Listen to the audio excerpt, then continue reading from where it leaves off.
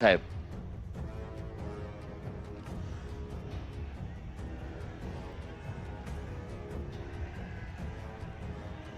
भारत माता की, भारत माता की।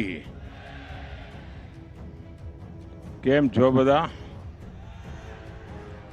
ચૂંટણીનો થાક ઉતરી ગયો? લાગ્યો તો થાક?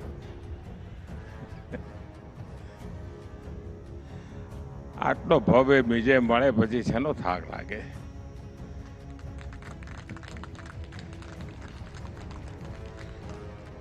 આ વખતે ગુજરાતે કમાલ કરી દીધી છે.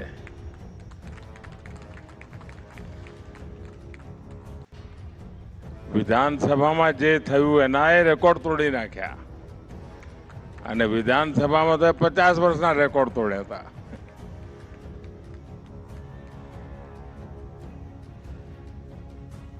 સાથીઓ, આવતીકાલે સોમનાથના કાર્યક્રમ માટે મારે જવાનું હતું અને આજે સવારે કર્ણાટક અને તેલંગાણામાં હતો. અહીંના લોકોને થયું કે ભાઈ બધાને દર્શન થઈ જાય સારું, તો મારા માટે આનંદની વાત હતી કે મારા જામનગરના ભાઈઓને બધાને દર્શન થઈ જાય. સાથીઓ, ગુજરાતની જનતાનો ભારતીય જનતા પાર્ટી માટે એક અનેરો પ્રેમ છે, અનેક અનેક આશીર્વાદ. વર્તમાનની રાજનીતિની સ્થિતિ એવી છે કે આટલો લાંબો સમય જન સમર્થન મળતું રહે અને ઉત્તરોત્તર વધતું રહે, એ ખૂબ મોટા અભ્યાસનો વિષય છે. ગુજરાત ભારતીય જનતા પાર્ટીએ આપ સૌ કાર્યકર્તાઓએ જે નિષ્ઠા અને સમર્પણ ભાવથી જે જવાબદારી મળી અને પરિપૂર્ણ કરવા માટેનો જે પ્રયાસ કર્યો છે, એનું આ પરિણામ છે કે સહજ રીતે પ્રજાનો પ્રેમ સંપાદન થાય છે. આજે શાયદ ક્યાંક 3 પેઢી ક્યાંક 4 પેઢી એવી હશે કે જે લગાતાર ગુજરાતમાં ભારતીય જનતા પાર્ટી પર અવિરત રીતે આશીર્વાદ વરસાવી રહી છે અને ગુજરાતે પણ વિકાસના ક્ષેત્રમાં બહુ મોટી હરણફાળ ભરી છે. એક જમાનો હતો કે મીઠા ઉત્પાદન સિવાય આપણે કાંઈ કરતા નહોતા અથવા કરી શકતા નહોતા. એ ગુજરાત આજે સેમિકન્ડક્ટરની ચીપ બનાવતું હોય,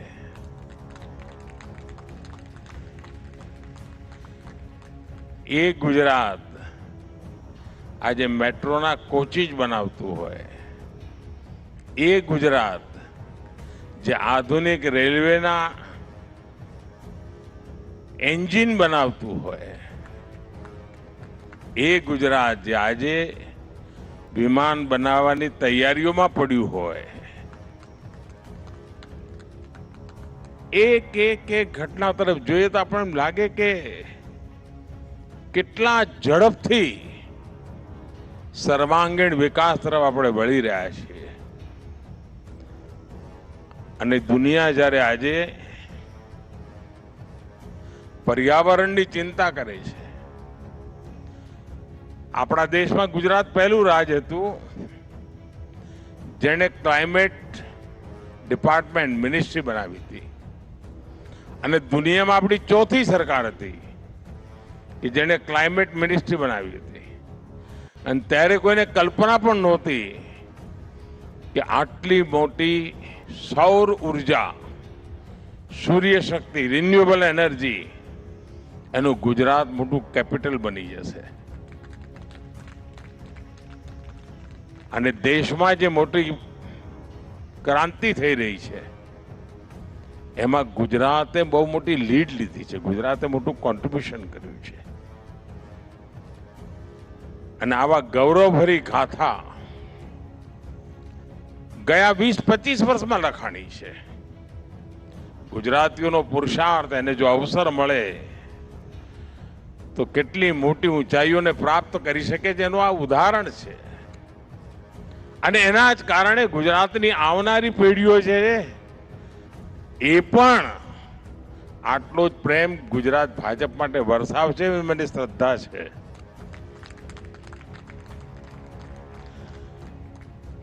સાથીઓ, તમે હમણાં ચૂંટણીઓનો જંગ જીતેલો છે એટલે મને ખબર છે કે તમારે શું સાંભળવું છે. બંગાળ,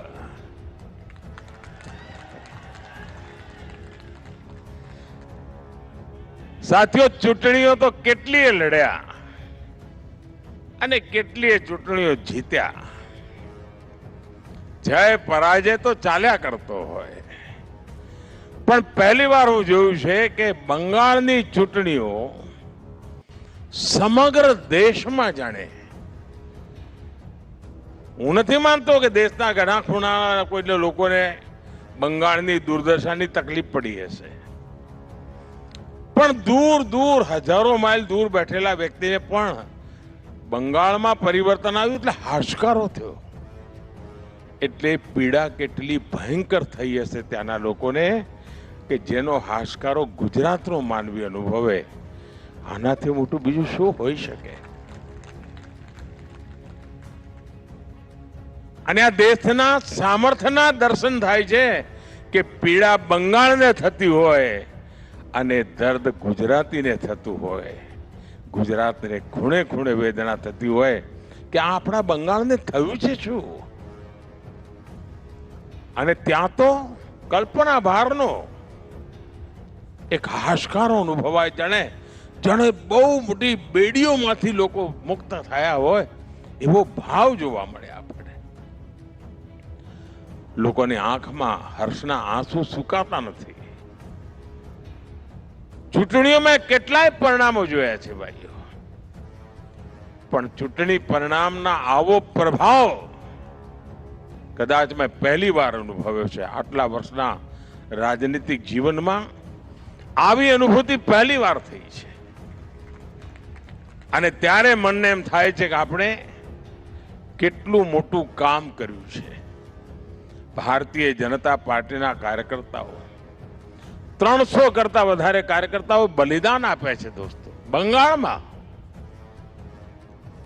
અને ત્યારે એક સંકલ્પ સિદ્ધિમાં પરિવર્તિત થયું છે. અને મને પૂરો વિશ્વાસ છે સાથીઓ કે ભારતીય જનતા પાર્ટી ગવર્નન્સના જે મોડેલને લઈને ચાલી રહી છે, લોક કલ્યાણના જે કામોને લઈને ચાલી રહી છે, એના પરિણામ સ્વરૂપે બંગાળ પણ ગયા 50 વર્ષનો જે ખાડો છે, ખાડો નાનો નથી દોસ્તો, એ ખાડાની ભરપાઈ કરીને બંગાળને દોડતું કરવાનું કામ ભારતીય જનતા પાર્ટી અવશ્ય કરશે એવો મને પૂરો વિશ્વાસ છે. સાથીઓ, દેશમાંથી સ્વાભાવિક રીતે આવતી ઘટના બને એટલે લોકોનો ગૌરવ અને આનંદનો ભાવ તો જગે, પણ દુનિયામાં બંગાળની વિધાનસભાની ચૂંટણીના પરિણામોની ચર્ચા સમગ્ર વિશ્વમાં થઈ રહી છે. દુનિયાના ગણમાન્ય લોકો એની નોંધ લઈ રહ્યા છે.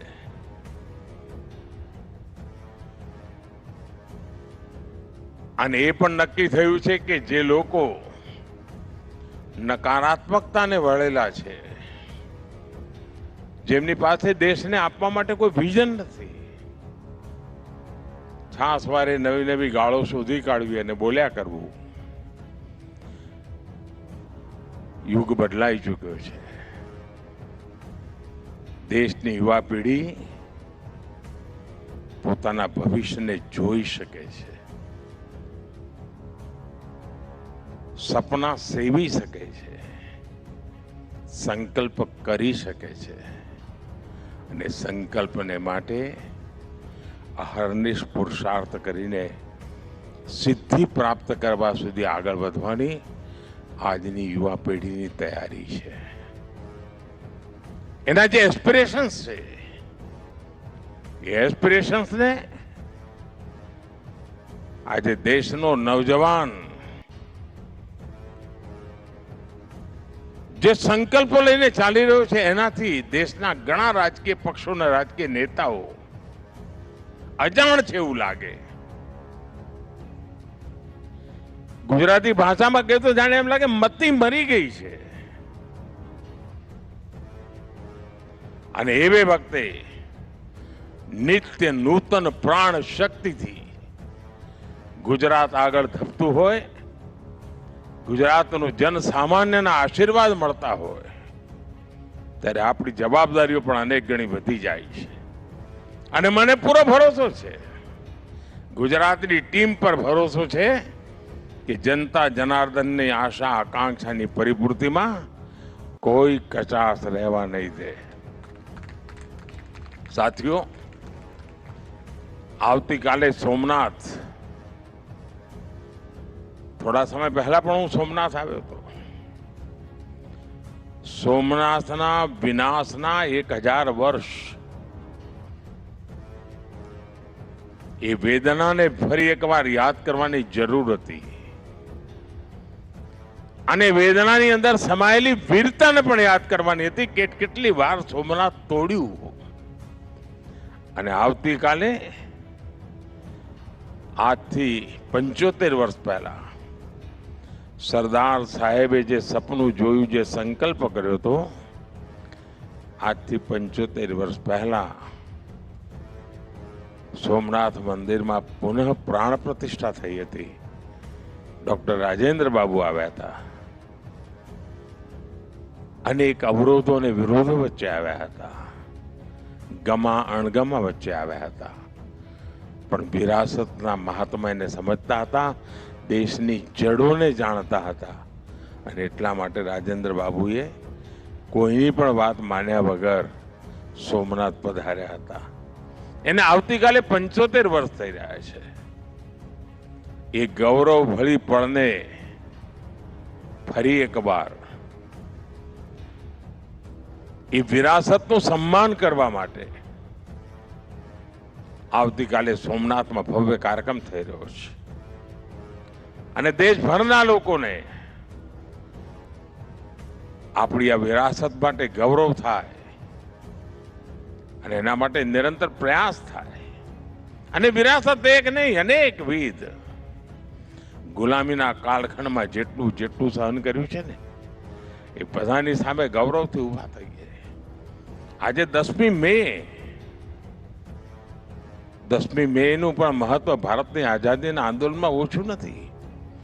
1857ની પહેલી ક્રાંતિ, સ્વાતંત્ર્ય સંગ્રામનું યુગલ 1857માં 10મી મે ના દિવસે, અને એવી પળે જામનગરની ધરતી પર તમને બધાને મળવાનું થાય ત્યારે સ્વાભાવિક ગૌરવ થાય છે. દોસ્તો, આટલી મોડી રાત્રે પણ આપ સૌ આટલી મોટી સંખ્યામાં આવ્યા. હું જોઉં છું કે છેડે સુધી લોકો જ લોકો છે. આટલી મોટી સંખ્યામાં આપ આવ્યા, હું આપનો ખૂબ ખૂબ આભાર માનું છું. મારી સાથે બોલીએ, ભારત માતા કી, ભારત માતા કી, ભારત માતા કી, વંદે વંદે વંદે. ખૂબ ખૂબ ધન્યવાદ મિત્રો.